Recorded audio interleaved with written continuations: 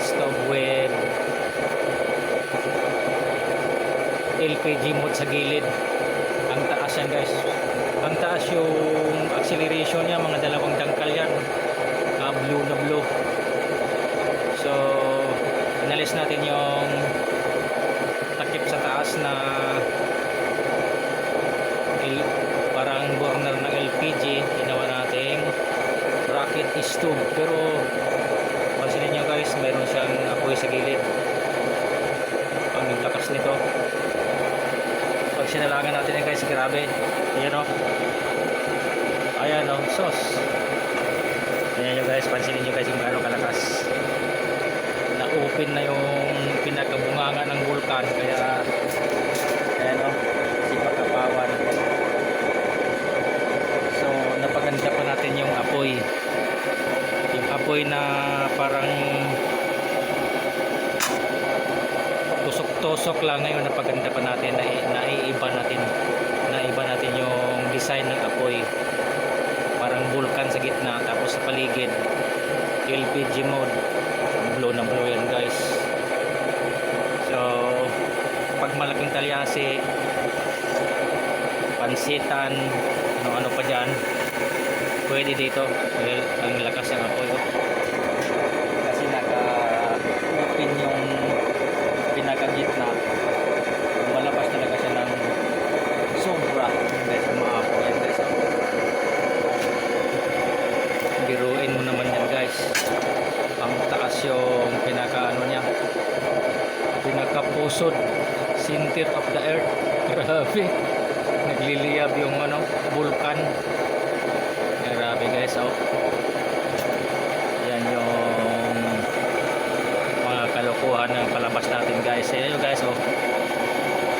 Yung sintro, ang ganda yung apoy, oh. Bumubuga siya guys, oh.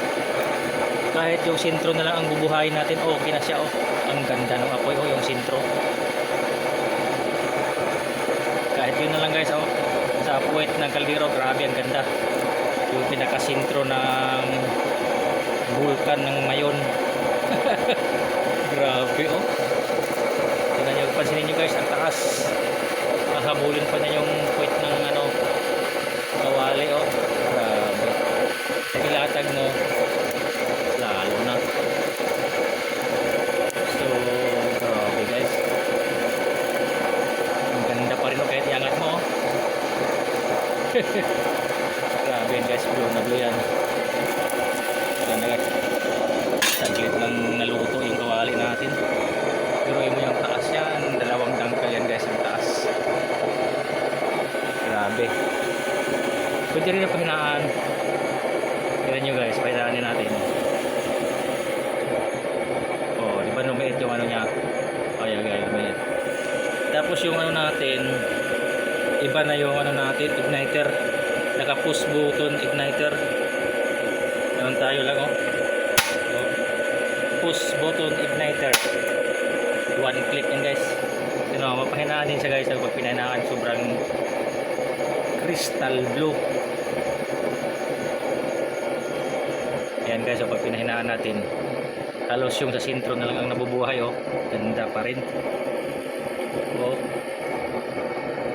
Mahina na yan guys, sobrang hina na yan, kaya wala na siyang persa, pero may apoy pa rin, oh. Ang nipis-nipis, para siyang fountain, oh. Grabe kasi ganda.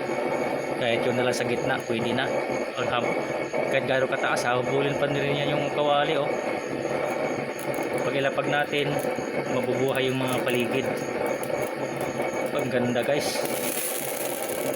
Grabe, no? Pwede pa siyang pahinaan. Hanggang masyado nang mahina yan.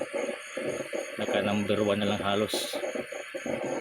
Oh, ganyan yung apo niya. Ang nipis-nipis. Yan guys, niyan yung guys, oh. Ang nipis-nipis, oh, pero mataas pa rin, oh. Hahabulin pa rin niya yung puwit ng kaldero natin, oh. Pag ilapag natin, ang ganda, banayad talaga, oh. Ayan guys, walang pwersa na ng apoy. Ang galing. Ayan guys, oh. Yan yung paborito ni Joy Libita. Yan yung paborito niyang apoy. Ayan guys, yan yung paborito niyang apoy. Kuhang-kuha din niya yan, ang design na yan. Lagyan na natin ng heat diffuser. Lagyan natin ng heat diffuser para mag-reduce yung init.